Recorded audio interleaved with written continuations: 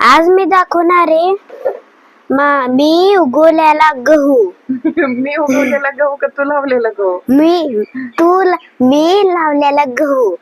तर ही पाहू शकता माझा गहू एवढा झालाय आणि ही किती छान हिरवगार झालाय पाहू शकता तुम्ही. आणि हे गहू उगवल्यानंतर शिवांशला खूप आनंद झालाय. ही सर्वात मोठी गोष्ट आहे आमच्यासाठी. मम्मी